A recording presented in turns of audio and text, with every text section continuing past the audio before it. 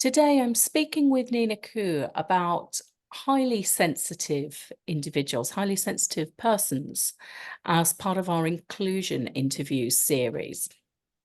So, Nina, thank you very much for agreeing to this interview. I'm really interested in your work and the benefits that this can make for both people and for organisations. Do you want to tell me a little bit about your work and what drew you to this in the first place?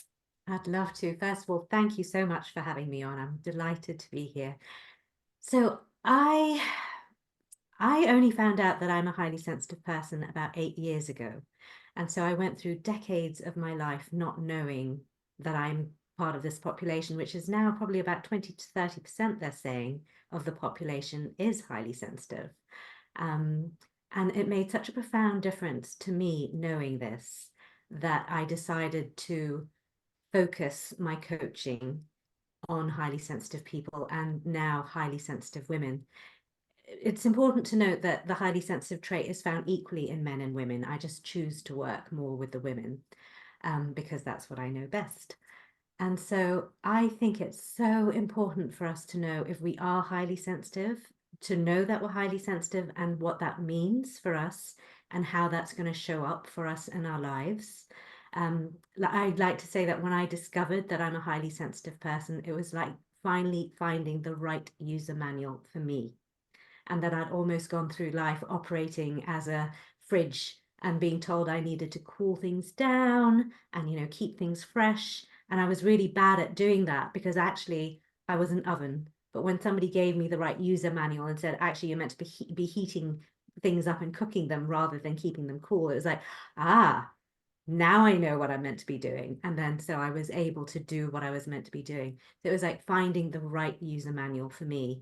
Everything started to make sense. And it's because of this, because it made such a profound difference to me, that I really want to raise awareness of the trait and to help highly sensitive people recognize it's not a weakness, because we tend to see sensitivity often as a weakness.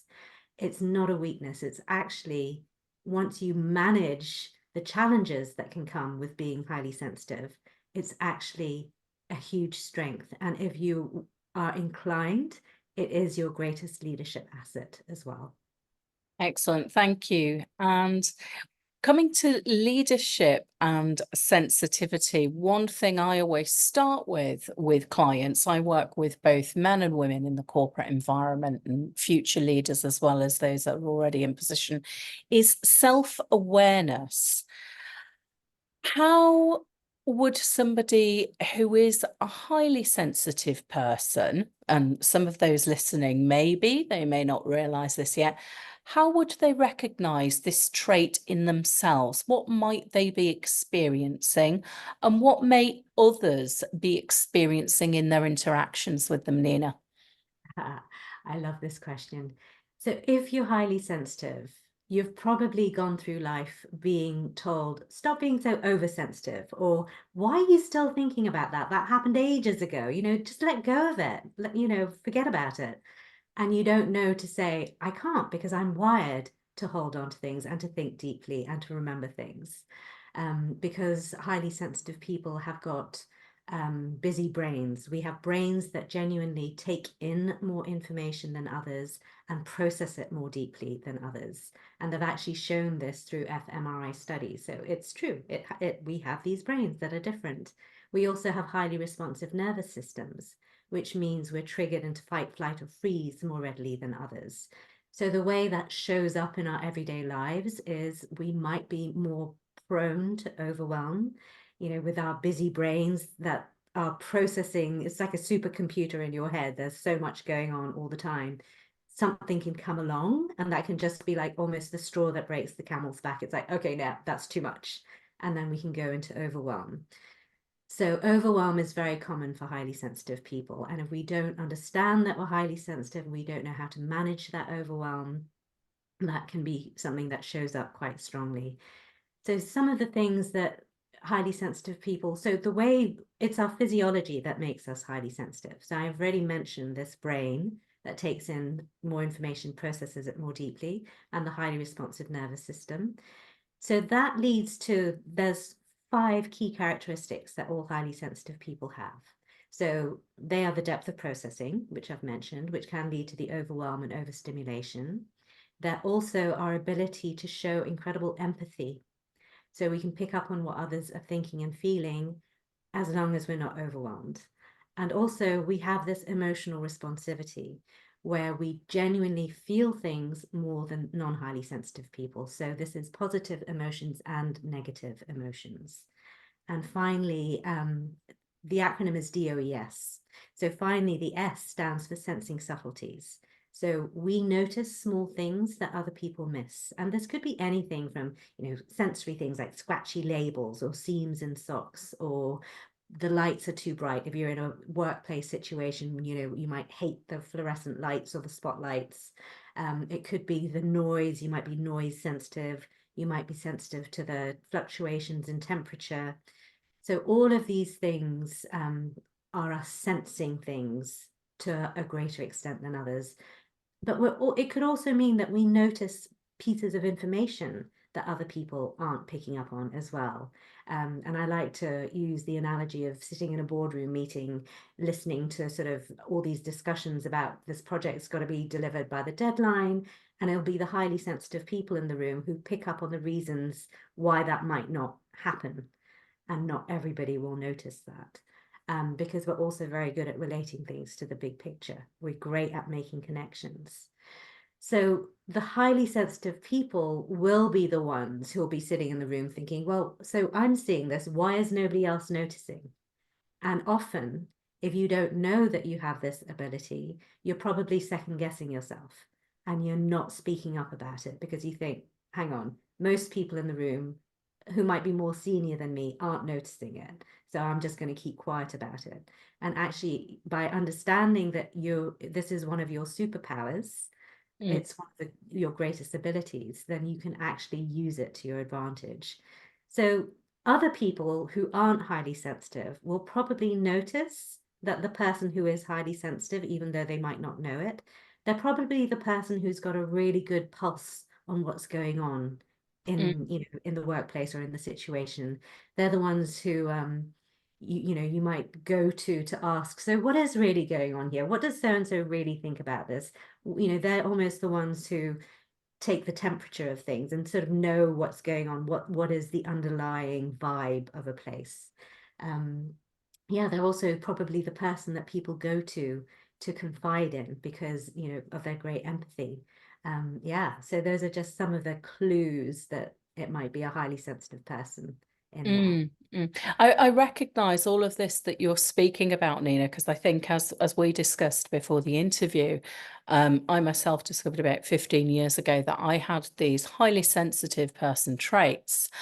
And one of the focuses in my work when I'm working with organizations about their people management, about their organizational design, is understanding how we get the best for everybody, including highly sensitive people. Because, as you say, some of the experiences in early life of you are too sensitive can really lead to a shutting down if somebody doesn't understand this about themselves, which means that we can't see their brilliance in the workplace or in community projects because they begin not to express this. How do you feel organizations can A, identify these people, but B, make the environment more inclusive for them to flourish? Ooh, so I think it's about really understanding that 20 to 30% of your workforce will be highly sensitive. There are tests that it's Dr. Elaine Aron in the 1990s who called this trait high sensitivity. It's been around forever, but she identified it and gave it the name. She has questionnaires on her website that you can do, or there are the DOES characteristics that if you have all of those DOES, to some extent, you're a highly sensitive person. It's about being aware of first of all, that the trait exists, and then you can go and find questionnaires to ascertain whether your employees are highly sensitive or not. And it's important to note that by creating an environment that works for your highly sensitive workforce actually it will work for everybody, because the highly sensitive people are the canaries in the coal mine. And so Mm, environments for us, for us highly sensitive people, are crucial. So mm, if you create a nurturing, supportive, healthy environment for the highly sensitive people, everybody will benefit. And so it's really thinking about things like, having as much natural light as possible. I see you've got beautiful plants in your background. It's like bringing nature in, um, thinking about noise levels. So open plan offices are really challenging for highly sensitive people who are noise sensitive. So it's like allowing people to work with noise cancelling headphones or music or however they need to work that is good for them. And also just really importantly there, highly sensitive people are not good at being watched when they work. They mm, kind of need to be given a project and a task and say, this is what I need you to do. Here you go. You hand it over. They take it away. They get on with it and then they bring it back. They don't like being under examination while they mm, work, because that makes us feel very stressed and pressured. That triggers our fight, flight, or freeze response. I'm being observed. So they don't like to be observed while they work. So it's like really understanding this and mm, letting them, trusting them, because highly sensitive people tend to be incredibly conscientious. We will take something, get on with it, and probably bring it back done. So yeah, I'm just understanding some of these ways that work for highly sensitive people. So things like understanding how we do things like diary management to balance the different types of work, the types of demands, with allowing space for perhaps strategic thinking, more creative tasks, I think can be important, as well as also helping individuals to feel empowered to say what works for them. I know certainly if I was going to give advice to somebody who is recognizing these traits for themselves in their working environment, it's to remember being highly sensitive is not a diagnosis or a disability. It's that we operate differently. And so a conversation I would always have when I was in an employed setting with my managers would be, what works for me? How do I prefer to be managed? How might I need to balance my time in the office along with working from home on more strategic activities? And how I prefer to be delegated to. So, exactly as you've said, this thing of not wanting to be micromanaged, needing a degree of autonomy. I mean, personally, I feel most people thrive in that type of environment. But certainly, as managers and leaders in organizations, we need to look at how do we do what's right for our people if we want to give them the opportunity to deliver the outcomes we're seeking and bring their best selves into the workplace.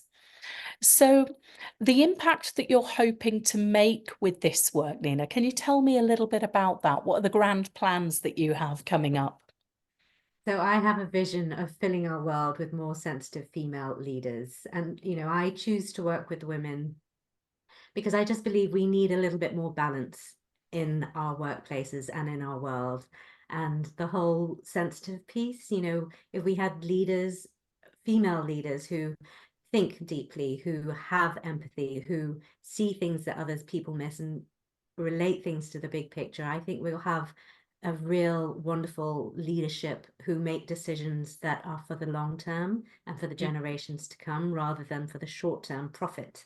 Um, so yes, I'd love to fill the world with sensitive female leaders. And I think the only way we can start to redress this balance in the world, to bring more feminine leadership in, is by nurturing sensitive women and women in general, but for the mm, sensitive women to start really appreciating their sensitivity and appreciating what it brings in terms of their leadership, and getting them to really understand that what comes so naturally for them, you know, mm, all these abilities that we've talked about are incredible strengths, and to stop assuming that everybody has them, because not everybody does. Like, we will see patterns and things that nobody else is seeing, and we need to give voice to that. We need to speak out about it.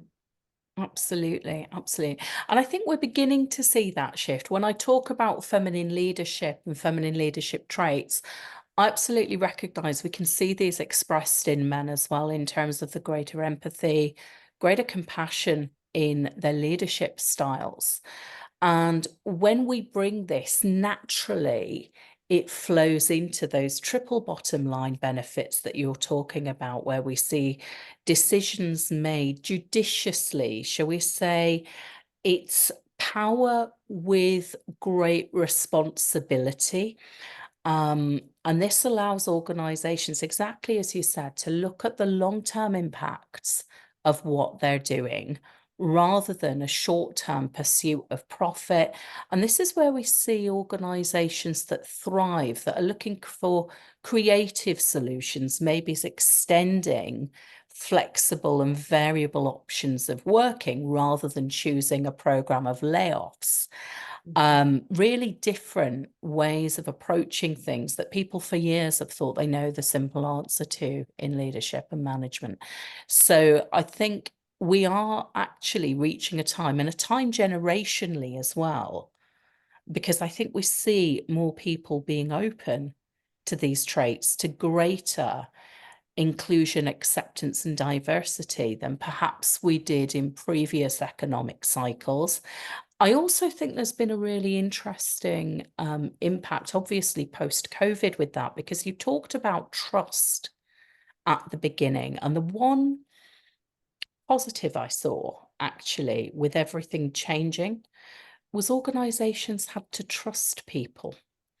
And this really allowed so many people to question their working styles and what worked for them, that I know many, many companies that I've researched that actually saw increased productivity and better gains because of what happened. So it's a really interesting thing to look at, that when we empower people and we give trust, and I think this is going to be the new language that is coming for leadership, will be empowerment of individuals. So the self-empowerment that comes from understanding highly sensitive people and managing differently is really, really critical to this. So, Nina, finally, as a closing question, if you had one message that you would like to convey when we share this with everybody, what would that one message for people be? That, sensitivity is part of the whole diversity thing, that its sensitivity is a spectrum. And so you have the highly sensitive people at one end, and you have the people who aren't highly sensitive at the other end, and then you have everyone in the middle.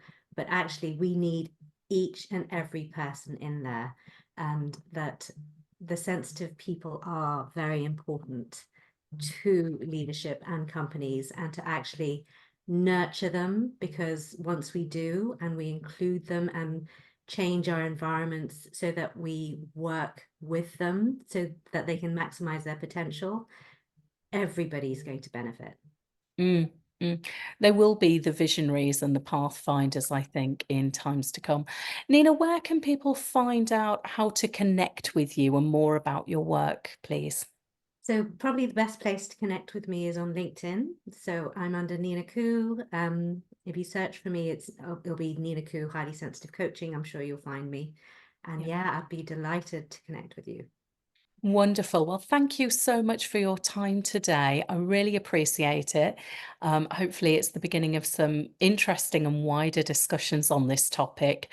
And I look forward to engaging further and seeing what our audience have to say about this. But I'd love to invite you back as a guest again in the future. Thank you. Thank you, Laura.